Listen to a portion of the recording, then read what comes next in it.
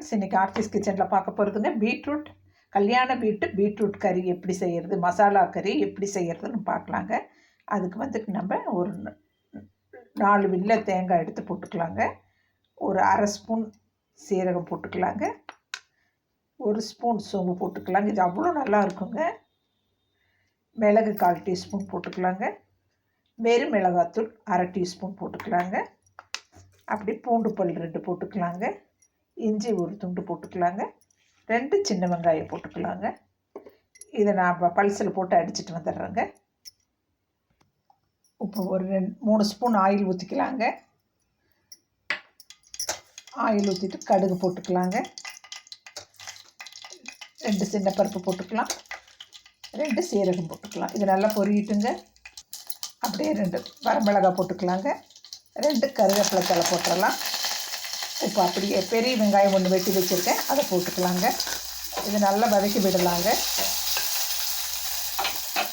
அப்படியே ஒரு தக்காளி பொடியாக எடுத்து வச்சுருக்கேன், அதை அப்படியே போட்டுக்கலாங்க. இது பீட்ரூட் மசாலா கறிக்கு ரொம்ப சுவையை கொடுக்குங்க. இதையும் நல்லா வதக்கி விடலாங்க. இப்போ நம்ம அரைச்ச விழுதை அப்படியே போட்டுக்கலாங்க. போட்டுட்டு நல்லா வதக்கி விடலாங்க. இது நல்லா வதக்கிட்டு வரேங்க. இப்போ அப்படியே பீட்ரூட் போட்டுக்கலாங்க. இது நல்லா நம்ம அரைச்ச மிளகு வந்து நல்லா வதங்கிடுச்சுங்க. பீட்ரூட் அப்படியே பெரிய பெரிய துண்டாக வெட்டிக்கணுங்க, அப்போ தான் நல்லா இருக்குங்க. பீட்ரூட் மசாலா கறி இது கல்யாண வீட்லையெல்லாம் இப்படி தாங்க செய்வாங்க. இப்போ வந்து உப்பு போட்டுக்கலாங்க. கொஞ்சம் மஞ்சத்தூள் போட்டுக்கலாங்க. இதையும் நல்லா பெரட்டி கொடுக்கலாங்க. நம்ம இப்போ இந்த மிக்ஸி கழுவி ஒரு அரை டம்ளர் அப்படியே ஊற்றிக்கலாங்க. அவ்வளோதாங்க. இனி குக்கர் மூடி போட்டு 2 விசில் விட்டு இறக்குனாக்கா உங்களுக்கு ரெடிங்க. பீட்ரூட் மசாலா கறி சூப்பராக ரெடி ஆயிருங்க.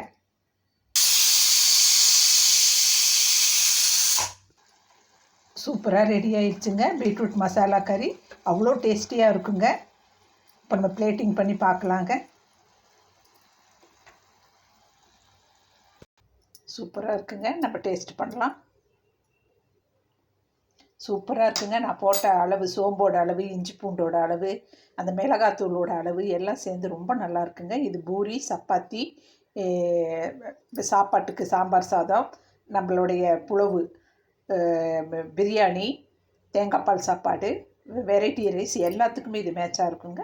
நான் சொன்ன அளவுகளோடு நீங்களும் பண்ணி